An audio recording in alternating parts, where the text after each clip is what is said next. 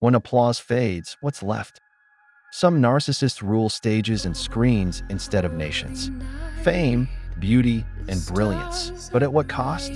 Crawford, Turner, Chaplin, geniuses consumed by ego and control. But some narcissists don't perform, they dominate. Welcome Joan Crawford. Joan Crawford, born Lucille Fay Lesueur sometime between 1904 and 1908, the exact year obscured by deliberate reinvention, rose from a turbulent Oklahoma childhood to become one of Hollywood's most enduring stars. Her career spanned silent cinema through the golden age, yet beneath the glamour lay intense personal struggles, rigid perfectionism, and a deep need for control often associated with narcissistic personality dynamics. Crawford began her career as a dancer in flapper-era revues before being discovered by MGM executives. Her dramatic talent, combined with relentless self-reinvention, made her a formidable screen presence. During the 1930s and 1940s, she became one of MGM's top stars, renowned for intensity, beauty, and discipline. Her carefully curated public image, however, concealed a private life marked by volatility and fierce competitiveness. Her narcissistic traits surfaced in her intolerance of criticism, demand for absolute loyalty, and obsessive control over her image and environment. Crawford exerted rigid authority over her career, appearance, and personal relationships. Colleagues frequently described her as intimidating, exacting, and dismissive of anyone who did not advance her success. Crawford's personal life was deeply turbulent. She married 4 times and endured bitter custody battles. Most infamously, her relationship with her adopted children deteriorated into estrangement, with allegations of emotional abuse emerging after her death. In Mommy Dearest, her daughter Christina portrayed Crawford as obsessively controlling and psychologically abusive, claims still debated but reflective of a broader pattern of relentless self-focus. Crawford demanded perfection at home and on set, but how far did she go? Some say beyond imagination. Despite earning significant accolades, including an Academy Award for Mildred Pierce in 1945, Crawford's career declined as Hollywood moved away from the studio system. Roles diminished, and her once commanding influence waned. The same intensity that had powered her stardom became a liability in an industry demanding adaptability. Crawford died on May 10, 1977, leaving behind a complex legacy. Her achievements remain undeniable, but her personal relationships and posthumous reputation reveal the emotional toll of unrestrained self-centeredness.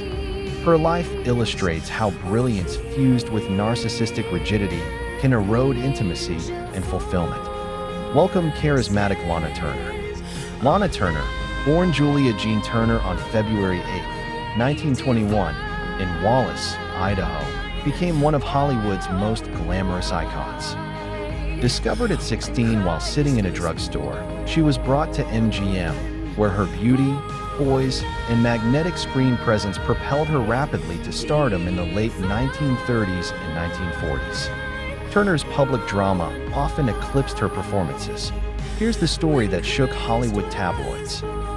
Her early career flourished through roles in musicals, dramas, and romances.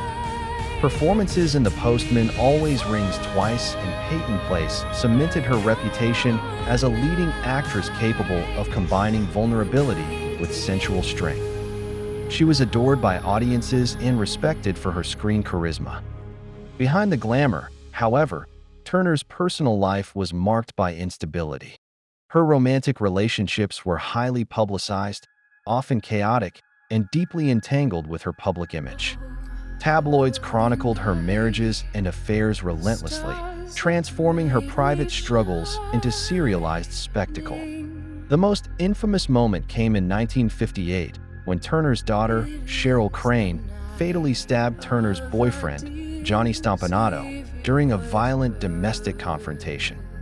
Although ruled justifiable homicide, the incident traumatized Turner and permanently altered her public and private life. Turner's narcissistic traits appeared in the degree to which her identity depended on admiration, beauty, and visibility. As Hollywood aged her out of leading roles, she struggled to adapt to diminished attention and fewer opportunities. In her later years, Turner withdrew from public life amid declining health. She died on June 29, 1995, after decades spent under intense scrutiny. Her story reflects the costs of living as a public object, a life where glamour and affirmation failed to shield against emotional and relational damage. Meet the enigmatic Charlie Chaplin, 1889 to 1977. Charles Spencer Chaplin rose from extreme poverty to become one of the most internationally recognized figures in film history. Yet beneath the public adoration lay a deeply conflicted personality whose ego increasingly clashed with reality. Born on April 16, 1889, in London, Chaplin's early life was defined by hardship. His father abandoned the family, and his mother's mental illness forced Chaplin and his brother, Sidney, into poorhouses during childhood. These formative traumas fueled both his artistic resilience and a lifelong hunger for approval that shaped his career. Chaplin's breakthrough came through silent film comedy. His iconic character, the Tramp, a whimsical, fragile figure in ill-fitting clothes and a toothbrush mustache, became a global symbol of dignity and humor amid hardship. The character's blend of comedy and pathos resonated worldwide. In 1919, Chaplin co-founded United Artists, securing unprecedented financial and creative control over his work. This autonomy reinforced his belief in his own genius and indispensability. Behind the scenes, however, Chaplin's personal life was turbulent and often destructive. He married multiple women decades younger than himself, including Mildred Harris and Lita Gray, whom he wed when she was 16. These relationships deteriorated into bitter legal disputes, public scandals, and paternity lawsuits. Accusations of emotional manipulation and exploitative behavior followed him for decades, revealing a man whose personal relationships were frequently governed by entitlement rather than empathy. During the 1940s and 1950s, Chaplin's political views, particularly his criticism of capitalism and perceived sympathy towards socialist ideas, made him a target during the McCarthy-era anti-communist purge.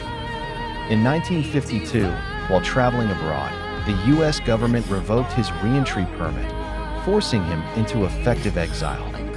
He settled in Switzerland, where he spent his final decades largely removed from the Hollywood world he once dominated. Chaplin's genius created the Tramp, but his personal life shows brilliance and ego can clash violently.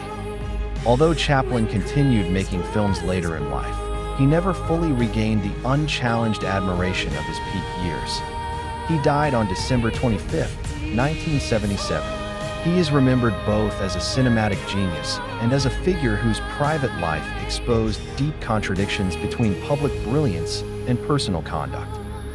Chaplin's life underscores a hard truth. Artistic genius does not confer immunity from ego's corrosive effects, and celebrity, like power, can conceal dysfunction only temporarily. Next, we leave the screen for the battlefield and see what happens when narcissism leads nations astray.